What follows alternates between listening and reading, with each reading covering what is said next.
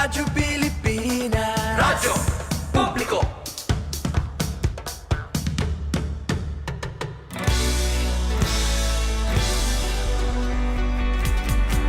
Mahalagang mga balita, napapanahong impormasyon. Kami ang inyong gabay pag may bagyo at sakuna. Serbisyo ng gobyerno kapag may nangangailangan. Mga proyekto ng Pangulo, damang-dama ang pagmamahal niya. Tulay ng mga hinaing, ang problema ng bayan ating lulutasin. Tulay sa himpapawid, tulay ng pagbabago. Radyo Pilipinas, Radyo Publiko ng bagong Pilipinas. Radyo Publiko, Radyo Pilipinas, Radyo Publiko ng bagong Pilipino. Mga proyekto ng Pangulo, damang-dama ang pagmamahal niya. Radyo Pilipinas, Radyo Publiko, ang boses ng Pangulo.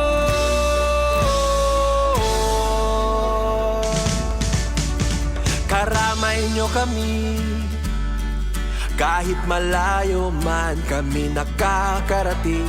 OFW magsasaka, buhay ay iba't iba, san mang lugar ng bansa natin. Tulay ng mga hinaing, ang problema ng bayan ating lulutasin. Tulay sa himpapawid, tulay ng pagbabago.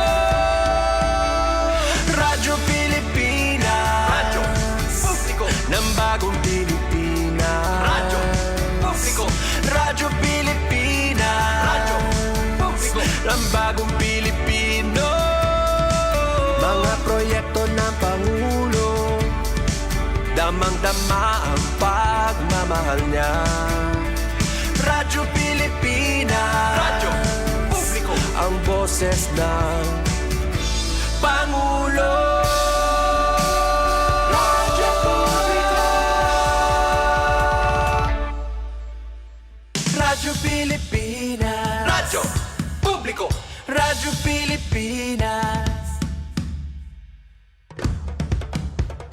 Ito ang Presidential Broadcast Service Radyo Pilipinas, Radyo Publiko ng Bagong Pilipinas para sa Bagong Pilipino.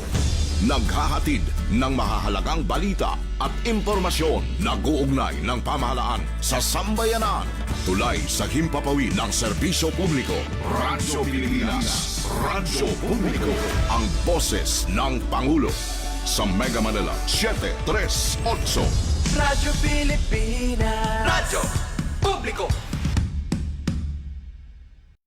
Oras sa buong Pilipinas, 3 minuto makalipas ang alas 3 ng hapon.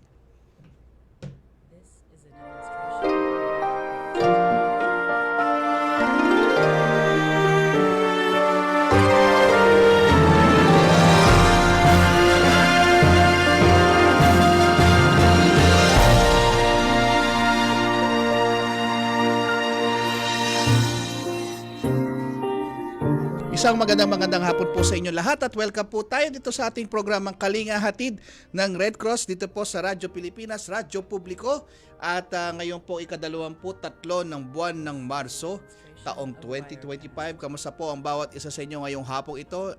Inaanyayahan namin kayo hanggang alas 4 po na yun ng hapon at samahan nyo kami at talakayin natin ang mga kaganapan sa Philippine Red Cross sa mga nagdaang linggo.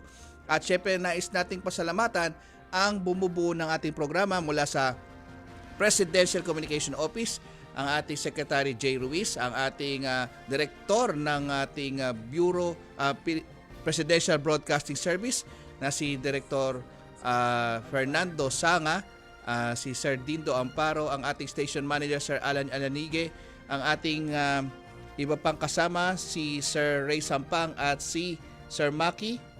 At Okay, sige, upo daw ako. Malapit kasi yung camera. Okay.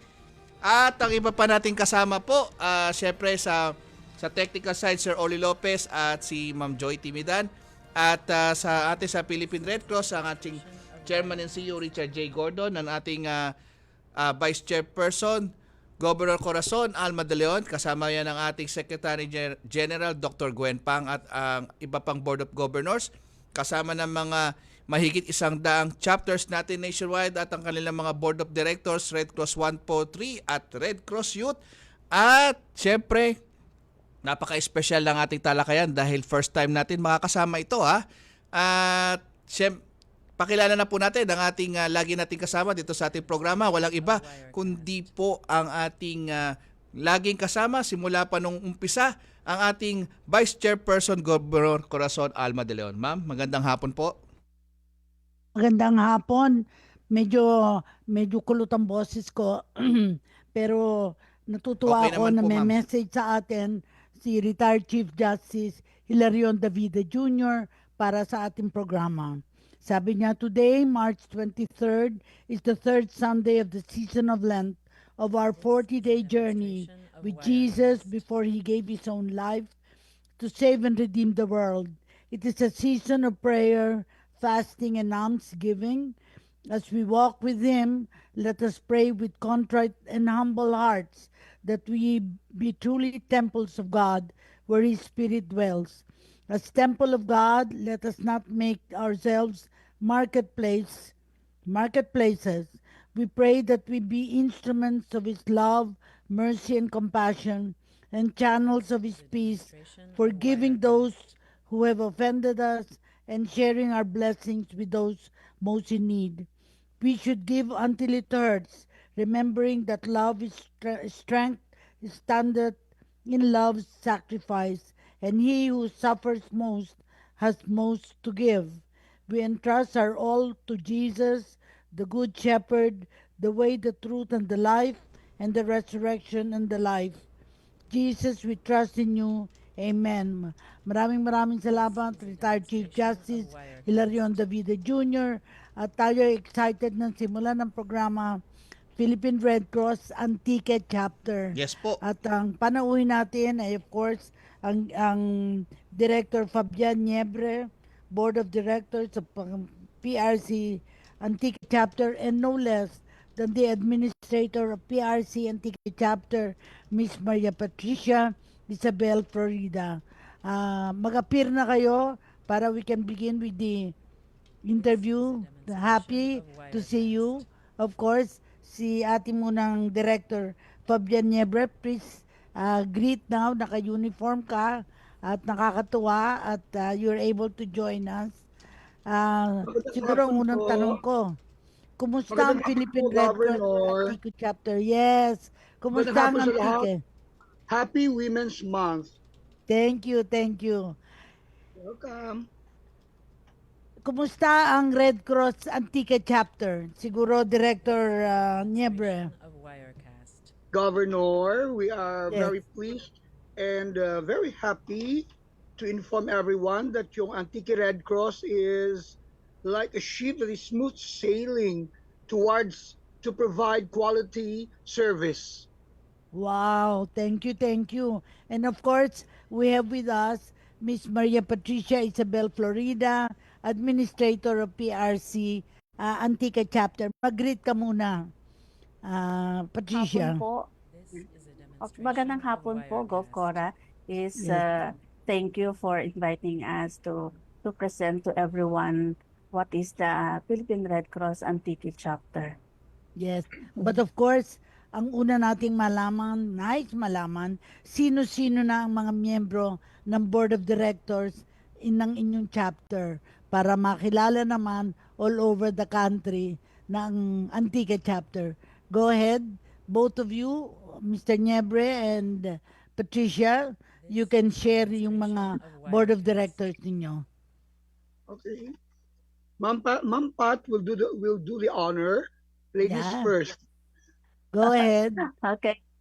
So for now po, ang aming Board of Directors, we are supposed to be 18 members of the Members. board of directors. Okay, we are the Class D chapter. So first, our chairman of the board is Captain Vicente Fidelicio. Okay, and then our vice chairman of the board is Father Idion Febrero. Okay, and then other members of the board is we have Director Efleda Necrosora, Director, of course, Fabian Liebre, and then Director Sherlita Mahando. Next is Director Portia Bravo, Director Merlinda Alvior, Director Felisa Labrador, Director Alfie J. Nikia, saan yun yung panlalawigan, Director Jocelyn Perez, Director Benedicta Delgado, Director Romeo Magdato, Director Roda Ponan, Director Jose Claudio Alonsagay, Director May Joan Bautista, and Director Rani Rodriguez. For now po, we don't have a Red Cross Youth representative in the board, so we are working on that by this year na makapag-assembly ang Red Cross Youth. Wow, wonderful. Thank you very much dahil napakahalaga na malaman all over the country sino yung mga board of directors nyo. Pero always, ang tanong, saan matatagpuan ang opisina ng Philippine Red Cross Antique? Where is it Okay. located? Yes. I know, Gov Cora, you have already visited, Yes. nakabisita ka na dito sa Antique, no? Yes. We are located in the Visayas area in the Region 6. Actually, pag lumalabas ako, maraming hindi pa nakakaalam kung nasaan ang province of Antique, talaga. Oo. So, we are situated in Panay area. So, Mhm. Panay area, kasama doon ang Iloilo, Capiz, Aklan, and Antique. Yon. So, Yes. Antique is dito kami where the mountains meet the sea. Kumbaga, malapit kami sa dagat, malapit din kami sa bundok. Okay? Ang chapter mismo is located in San Jose Benevista. San Jose Benevista municipality yun po ng Yeah. Antique dito sa center mismo ng San Jose Antique.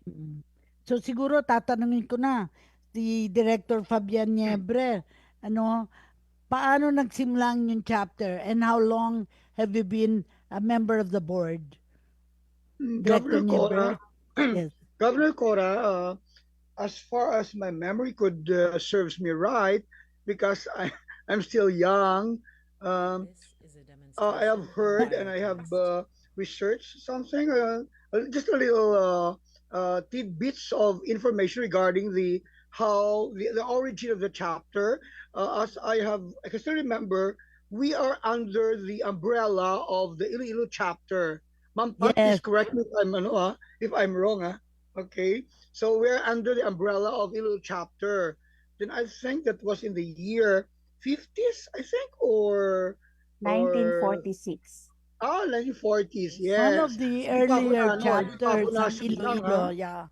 Yeah, because Yes I was po. born in 1960s. So hindi ko pa alam yung mga nangyayari prior to 1960s. So 40s. So ibig sabihin, it's an old or a classic chapter. And then Yeah. it spreads like fire. So up to now, Red Cross is still standing well and with pride. The Antique chapter.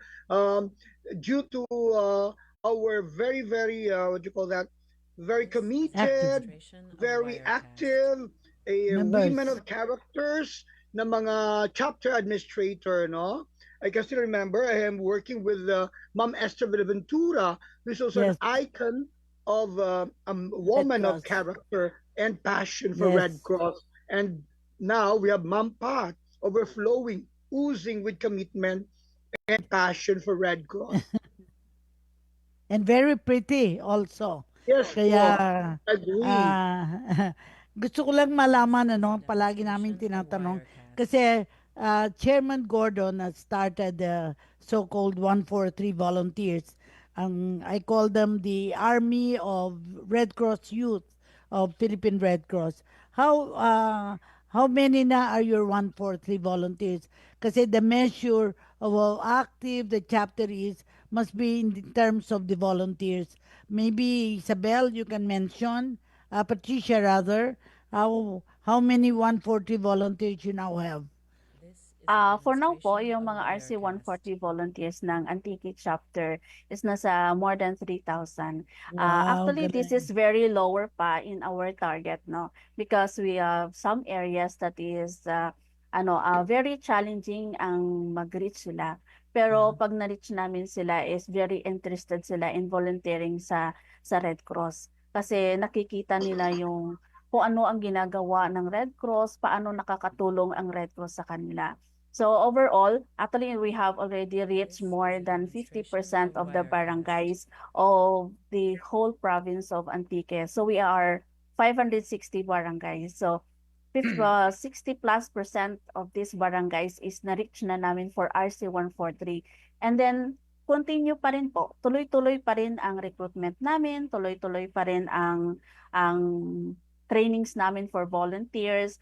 We are doing our best para ma-reach pa namin yung mga areas na medyo mahirap Reach. puntahan, i-reach kasi very challenging ang roads, ang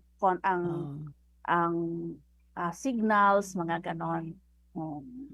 Yes. Pero alam nyo, alam natin, everybody knows, we're auxiliary to government, no? Yes. And therefore, sa araw-araw na kaganapan, nakikita natin ang kadalasang tragedy sa kuna or na tinutugunan ng chapter.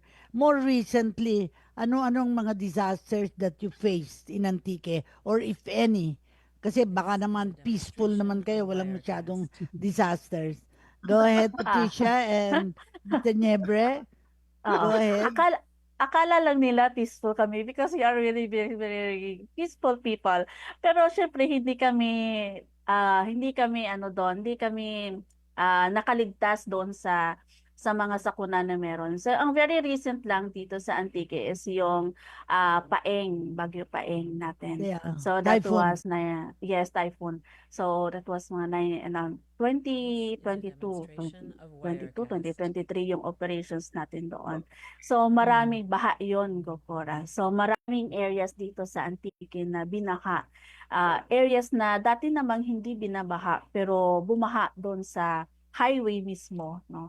So maraming mga kababayan namin noon ang naapektuhan. So the Red Cross tumugon sa sakuna na yon. So we do our assessment, and then we are also very thankful in the national headquarters sa Disaster Management Office for assisting us kasi kulang din kami sa manpower na marunong mag-assess talaga ng mga pangangailangan. So dahil doon nagpa-deploy ng mga tao dito sa Antique. So marami tayong nabigyan ng mga livelihood sa mga barangays na ito. Communities, So yes, yes, community. So mga 10 barangay din ang na-reach natin sa paing na ito. So more on livelihood programs, no, mga multipurpose cash grants natin, and then health caravan din tayo sa mga areas na talagang kailangan na hindi pa ma-reach, no, na mga area. So marami din. So our Red Cross Youth also help doon sa mga kabataan. So may child-friendly space din tayo na ginawa during ng time na yon. Kasi ang palaging tinatanong sa atin sa Red Cross yung blood donation. Kasi tuwing kailan ba kayo nagkakaroon ng blood donation at may paparating pa kayong mass blood donation. In other words, how do you manage the blood donation? Perhaps Patricia and Mr. Nievre can also share what he knows about the blood donation. Kasi it's the foremost program natin with the Philippine Red Cross. Go ahead. So, Antique chapter, meron po kaming blood collection unit. Okay. So we are a blood collection unit. Ito talaga ang number 1 services ng Philippine Red Cross Antique chapter. We are a sole provider of blood in the whole province of Antique. So we partnered hospitals, LGUs, private agencies, offices, and other na mga nangangailangan. We are lucky to have this kind of stakeholders and partners na nagsischedule ng mga MBDs nila almost every day. So, Monday to Friday, usually every day meron kaming MBDs.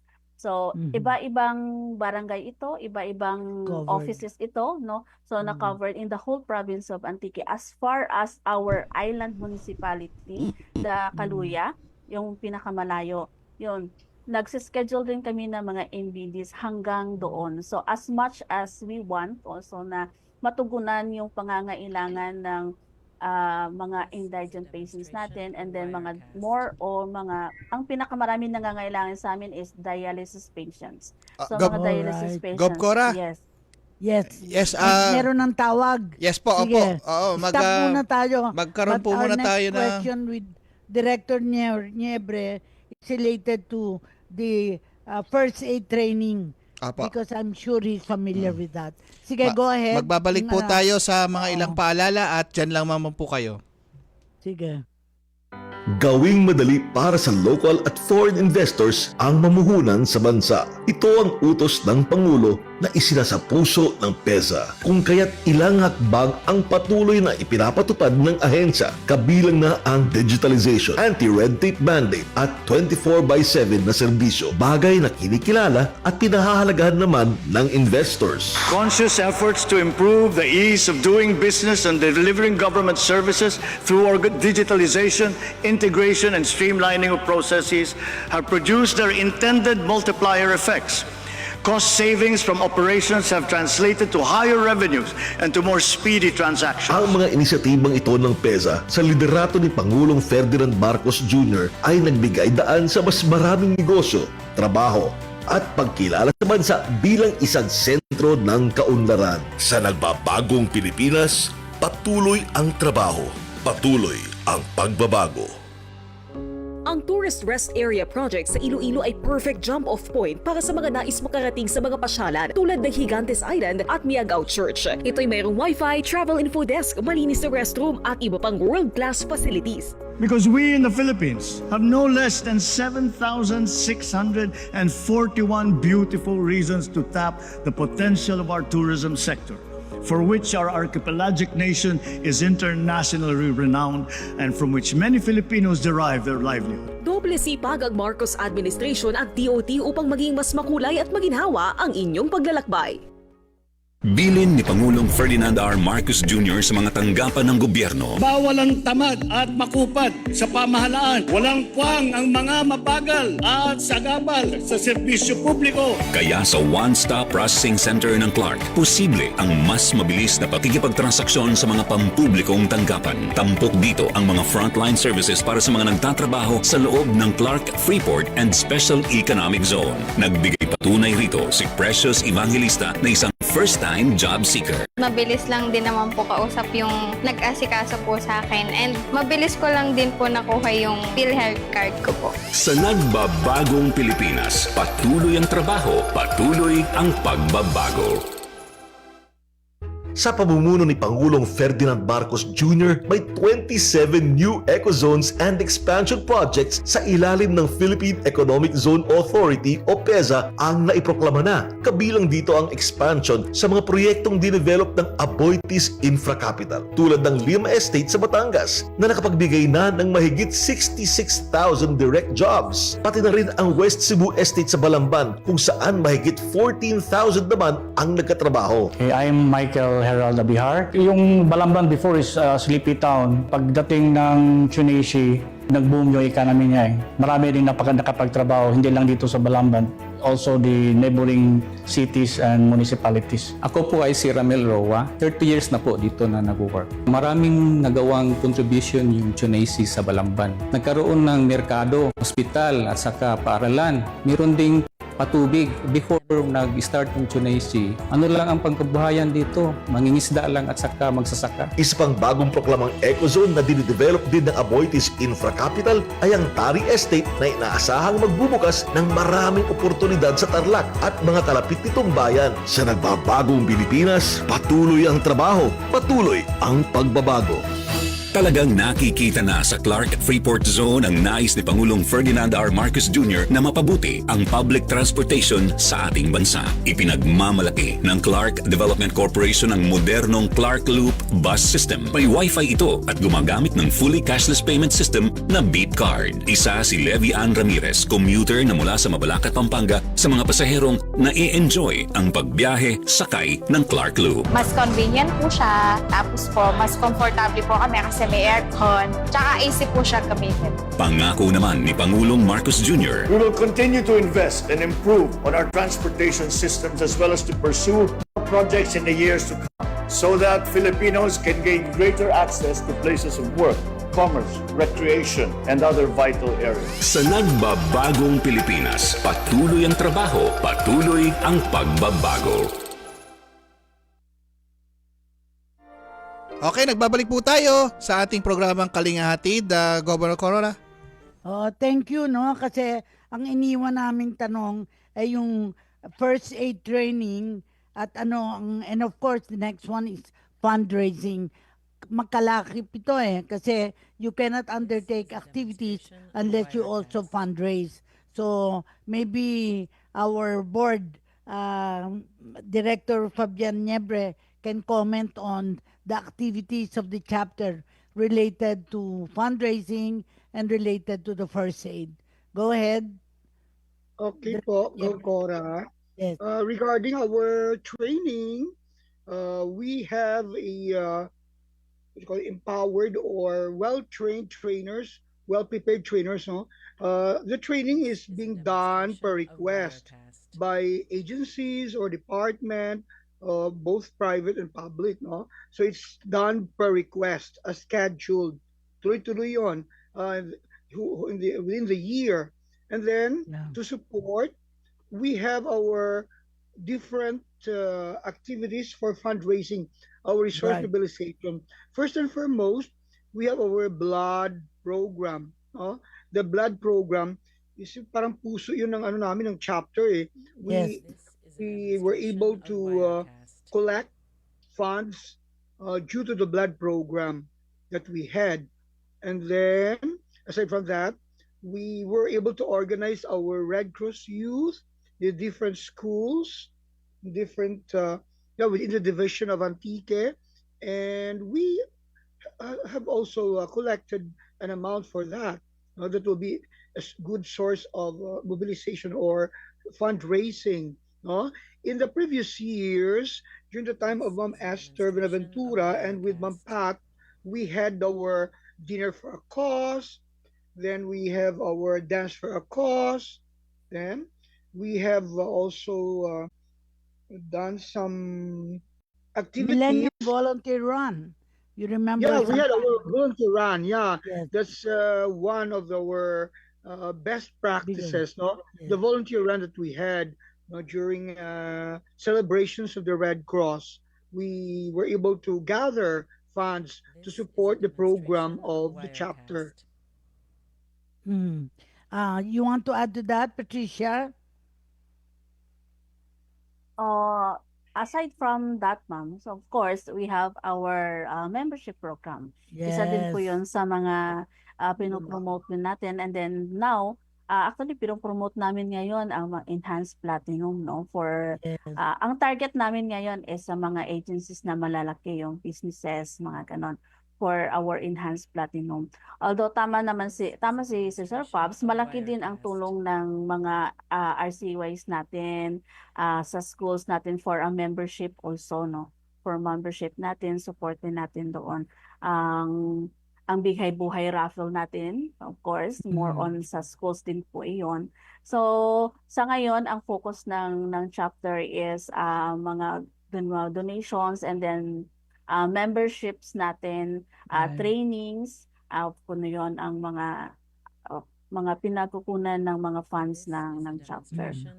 Maganda ba naman ang inyong coordination with the local government and with the barangays, and is Antique supporting you in the activities of PRC?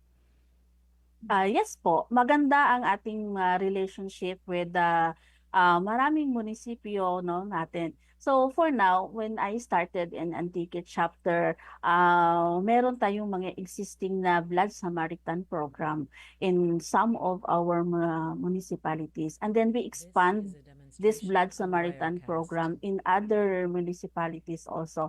Kasi maraming ding mga constituents ang mga mayors natin na very interested din sila because they know na maraming mga areas dun sa kanila na mga indigent patients na hindi kayang bayaran ang processing fee ng blood natin. So, marami tayong mga nasa 8 municipalities na tayo out of 18 municipalities of Antique, and we are still reaching other municipalities to allocate funds for our Blood Samaritan. Can you mention some of the companies that are supporting the Philippine Red Cross, companies located in Antique? For Antique, we don't have really malalaking companies, no. More on mga maliliit lang, mga small scale, small and medium ating mga industries. Pero may mga areas nato dito, mga hotels na sumusuporta sa Red Cross, mga construction companies also na nagdo-donate din dito sa Red Cross. So meron naman tayong mga ganong mga companies na nagsusupport. Pero mga big industries talaga, walang ganon dito sa ating. Yeah, we can understand. But now this portion of the interview, we want to get to know who is Director Fabian Niebre and who is the Chapter Administrator Maria Patricia Isabel Florida. What do I mean by that? We want to know what's your educational background, where you're from, how did you get to the Red Cross, and how do you see Red Cross? Start tayo kay Director Niebre. Are you originally from Antique? And that and you said you have not seen it when it started in 1946 because you're still young, no? But how did you get to the Red Cross the first time that you joined? Can you describe your experience? Yes po. Governor Cora, I am an educator. Right now, I am an active service. I am a public schools district supervisor, Doctor of Philosophy, a native of Hamtik, municipality of Hamtik in the province of Antique. Yes. When I was still in high school with the Assumption Sisters, I thought before Red Cross is only for the elite, for the rich people, because it's really my dream to be a member of the Red Cross, because my former schoolmates were members of the Red Cross. So it's really implanted in my mind that Red Cross is only for elite people. But I'm wrong, no? Because when I started my work as an educator, as a teacher in the public schools, I worked with the Red Cross. I was able to, myself was the one who entered or visited the Red Cross and tried to look into the progress of the projects wherein I could be of great help. So when I was still a classroom teacher, then promoted to a school principal, supervisor, then up to now, I'm always with the Red Cross. I was voted as a board of director. Then when I was still a classroom teacher and a school principal, we always have our programs in the Red Cross. Like for example, we have the Red Cross Day. Sometimes we go on a reach out activity. We went to far-flung areas, to the DDU areas, and provide the needs of the children, programs, and some food for them. We have the feeding program. When I was still a school principal, I would connect with the teachers, especially in the Hamtik Central School. So up to now, still the spirit of the Red Cross is within me. I was able to embrace the Red Cross spirit up to now. That's why I'm always a kapuso na kapamilya of the Red Cross. Kasi the highest form of service is volunteerism. And I Yes think po. it augurs well for us to understand how members like you are actively engaged. Of course, ang educational background then with Patricia, how come she became chapter administrator? Oo. Go ahead, Patricia. Gob Cora. We want to know more of you. Gob Cora. Bago sagutin yan ng ating guest na si Ma'am Pat, tayo ay magkakaroon ulit ng commercial break at magbabalik po Okay. tayo sa ilang mga paalala ulit at dyan lamang po kayo. All right. Hindi bababa sa 60 state universities and colleges at local universities and colleges sa buong rehiyon ng Bicol ang nakikinabang na ngayon ng free Wi-Fi ni Pangulong Ferdinand R. Marcos Jr. at ng DICT. Our power and internet services are continuously being upgraded in both capacity and connectivity. Sa ating free Wi-Fi program, halos 10 milyong unique user devices ang nakikinabang sa libreng internet sa mahigit 13,000 lugar sa buong Pilipinas. Sa bagong Pilipinas, konektado ang buong sambayanan, walang Pilipinong mapag-iiwanan. Noong 2024, iprinoklama ni Pangulong Ferdinand Marcos Jr. ang expansion ng West Cebu Industrial Park sa Balamban, Cebu na tinaguriang Shipbuilding Capital of the Philippines. 14,000 jobs na ang nailikha nito mula 1993 na nagbago ng maraming buhay. Ako po ay si Yuji Caminos Quizon. Nagtatrabaho po ako sa Chunichi Heavy Industries Cebu Incorporated. So wala pa ang kumpanya. Ako po ay isang conductor ng aming jeep. Nag-apply ko bilang welder cutter. Naningkamot, hantod na promote, umabot ng senior Juban leader. Napakalaking tulong ng kumpanyang ito sa aking pamilya dahil ako po ay nakapagtapos ng 3 kolehiyo, 1 psychology at 2 engineers. Ako po si Vernon Siblos. Nagtatrabaho po sa Chunichi bilang isang company driver. I am working for 29 years. Dahil sa trabaho ko dito, naparal ko ng mabuti yung 3 anak ko. Nakapagtapos sila, yung panganay ko, dito pa rin nagtatrabaho, nasa maintenance. Tapos yung pangalawa, nasa EDP department. Tapos yung pangatlo, isang naval architect. Yun ang may pagmalaki ko sa kumpanyang ito na ikundar ko yung kinabukasan nila. Sa expansion, tsak na marami pang kwento ng pag-asa katulad dito ang mabubuo. Sa nagbabagong Pilipinas, patuloy ang trabaho, patuloy ang pagbabago. Kumita ng mahigit 200 milyong piso ang turismo ng Davao sa lokal na ekonomiya noong 2023. Ang mga selebrasyon sa Mindanao tulad ng Tadayawan Festival ay mas lalong nabibigyang sigla ng Cultural and Heritage Hubs project ng DOT. Tourism Challenge has already evolved and now requires a multifaceted strategy. The focus now is on experiential tourism. Food, culture, heritage, the arts, education, halal, Islamic traditions, dive, cruise, farm and ecotourism, even sports have now become potent subjects and products of a nation's tourism. Handa na ang Pilipinas para maging key player sa clean energy storage sa Southeast Asia. Pinangunahan kamakailan ni Pangulong Ferdinand Marcos Jr. ang inaugurasyon ng St. B Gigafactory sa New Clark City, Clark Special Economic Zone sa Capas, Tarlac. Ito ang kauna-unahang manufacturing plant sa Pilipinas para sa advanced iron phosphate batteries na ginagamit sa renewable energy at electric vehicles. Sa talumpati ng Pangulo, This inauguration of the St. B Giga Factory is a remarkable example of what happens when our national agenda of promoting clean energy intersects with a solid commitment from the private sector. It sends this message to the world. The Philippines is now ready to innovate, to lead, to become the go-to destination for high-tech, high-impact investments. ang St. B Giga ay rehistradong kumpanya ng Philippine Economic Zone Authority o PEZA na nagbibigay ng kalidad na serbisyo sa mga investors. Sa 2030, inaasahang maaabot ng proyekto ang operational capacity nito. Tinatayang magge-generate ito ng 5 billion pesos in annual revenues at lilikha ng 2,500 jobs. Sa nagbabagong Pilipinas, patuloy ang trabaho, patuloy ang pagbabago. Sa ilalim ng matatag na pamumuno ni Pangulong Ferdinand Marcos Jr., patuloy ang Philippine Economic Zone Authority sa pagiging tulay ng pangarap.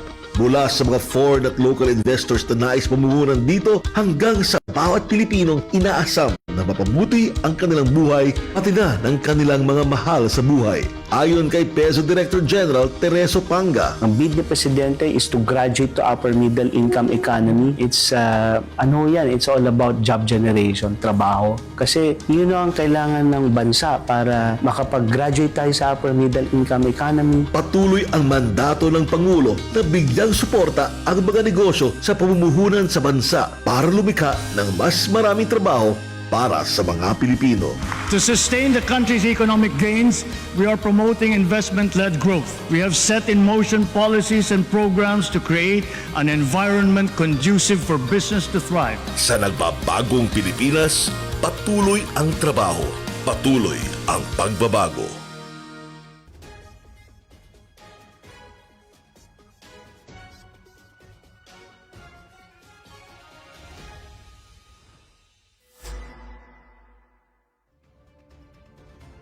I-donate na ng Philippine Red Cross ang humanitarian vessel nitong MVPRC Amazing Grace sa Philippine Coast Guard. Sa isang turnover ceremony na ginanap sa South Harbor sa Maynila, personal na sinaksihan ni Unang Ginang Liza Araneta Marcos ang pagpasa ng barko sa pangangalaga ng PCG. Kasama sina PRC Chairman at CEO Dick Gordon, Department of Transportation Secretary Vince Dizon, PCG Commandant Admiral Ronnie Hilgavan at ang Pangulo ng Maritime Academy of Asia and the Pacific, Vice Admiral Eduardo Maria Santos. Ipinahayag ni Chairman Gordon na magagamit ng mas epektibo ang MVPRC Amazing Grace dahil mapapangasiwaan ito ng mabuti ng PCG. This is one of my dreams na talagang magkaroon ng Red Cross na malaking one. But I'm a realist. This should be handled better by the Coast Guard because they have all the manpower. They have trained people, they know how to run engines, and they know how to steer a ship. Because kung panahon ko, ito, ginagamit namin, ang nagpapatakbo niyan, yung MAAP, yung mga estudyante doon, which was good for them also. But, it's not easy. It's not easy. I have a model in my office, at least we had it, and I'm very proud of it. Ang MVPRC Amazing Grace na unang ipinakilala ng PRC bilang kaisa-isang humanitarian vessel sa bansa ay may kakayahang magdala ng maraming sasakyan, mga kargamento at makapaglayag sa maalong karagatan. Ito ay maaari ding magsilbing evacuation transport at may kapasidad na hanggang 129 na katao. Ship can be beach. Pupunta sa beach, ibababa yung rampa, lalabas lahat yung equipment dyan. So, yung sinasabi yung hospital ship, we could bring an entire hospital and put it on the beach. Yeah. And then naatras yan. Kukunin yung mga tao, doon kung saan. But this is a very practical ship that you can bring in any island na natatabaan. So, tutulong kami doon palagi. Kailangan na kami, we'll be there for we'll bring the nurses, the medical equipment, meron tayo nun. Bukod sa magsisilbi ang barko bilang mahalagang transportasyon sa paghahatid ng humanitarian aid sa mga liblib na komunidad, binigyang diin rin ni Admiral Gavan na ipagpapatuloy ng Philippine Coast Guard ang misyon ng barko sa pagbibigay nito ng tulong sa mga nangangailangan gaya ng ito ay nasa ilalim pa ng Philippine Red Cross. That will be working in synergy with each other. Actually, hindi siya lost love or the Red Cross. Kasi magkakasama din naman kami pag ginamit itong barko. If you have it with the Coast Guard has enough manpower to run it. Kasi mahirap pagka hindi marunong yung papatakbo. Pag nagsiraan ka sa laot, mahirapan ka. And this is a very meticulous ship. Napaka-nana yan Magkaroon lang ng konting basura doon sa LC, papara yan. So, they would know kung anong sakit, anong gamot na gagamitin para maayos. Ang MVPRC Amazing Grace ay magsisilbing mahalagang bahagi ng disaster response operation ng Philippine Coast Guard upang makapagbigay ng agarang tulong at kaligtasan sa oras ng pangangailangan. Yan po ang balita hatid po sa atin ng Communication Department noong nakaraang araw po tayo ay nag-turnover ng ating humanitarian vessel na Amazing Grace dyan po sa Philippine Coast Guard. At nandyan din po yan, nasaksihan po yan ang ating Governor Corazon Almadeo, ng ating Vice Chairperson. Gov. Cora? Sa pagpapatuloy natin, gusto nating malaman ngayon kasi yung background nila, how did they get involved with Philippine Red Cross? At kay Director Fabian Niebre, he was a teacher and now, and of course, supervisor. At talagang napaka-importante ang field of education for the Philippine Red Cross. Si Maria Patricia naman became an administrator. Did you, what was your post before you became administrator? Go ahead, Patricia. Okay. Actually, Gokora, nag-start ako with the Red Cross 2005 as a volunteer. When I was in school, hindi ako ang typical na yung Red Cross youth talaga na active sa school. Pero when I am out of school na, nag-training ako ng first aid sa Red Cross. Doon nag-umpisa na nakilala ko sa Red Cross na meron parang ganitong mga programa ang Red Cross. So I became interested and then nirecruit ako ng CSR namin noon sa safety na maging instructor sa first aid. So umattend ako ng training ng first aid, that was 2005. I became an instructor of the Red Cross. So I was born and raised in Iloilo. Although my mother is from Antique, pero I am born and raised in Iloilo. So, first chapter ko is ang Iloilo chapter talaga. Yun ang first kong nakilala sa Red Cross. So, matagal akong naging volunteer, nasa 5 years din akong naging volunteer as instructor, and then ambulance crew, doon nagre-response kami sa mga emergencies and disasters, no? So, nang 5 taon kong ginawa yon before ako naging staff. So, I became staff of the Red Cross as CSR, Red Cross Youth, ang handle ko noon sa Iloilo. That was 2011.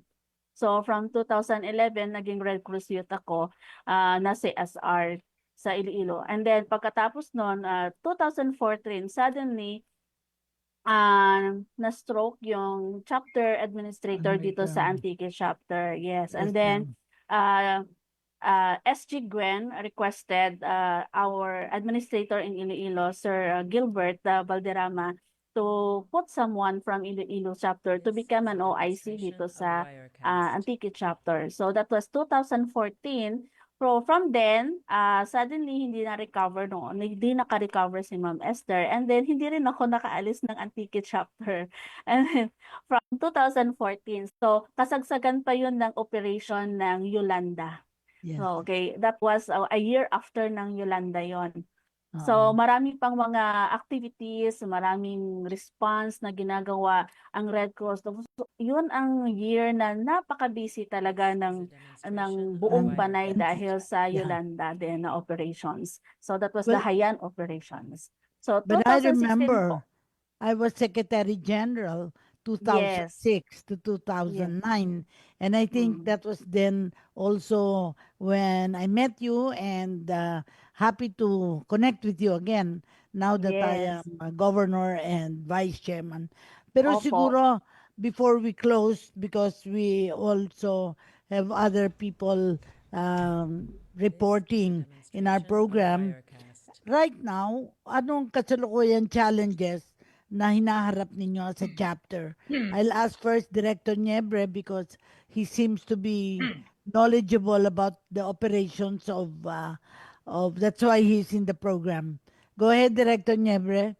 Anong challenges ng chapter ngayon that you think, of course, na-mention ng enhanced membership. That's one of the bigger challenges, no?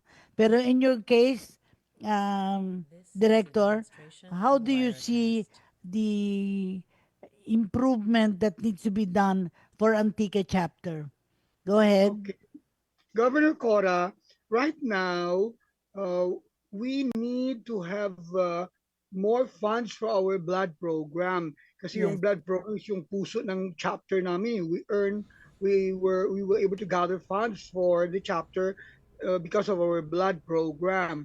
Okay, and we also need more ambulance, no, for our activities. Emergency. Then, right now, we look into our chapter office because it needs repair, somewhat dilapidated.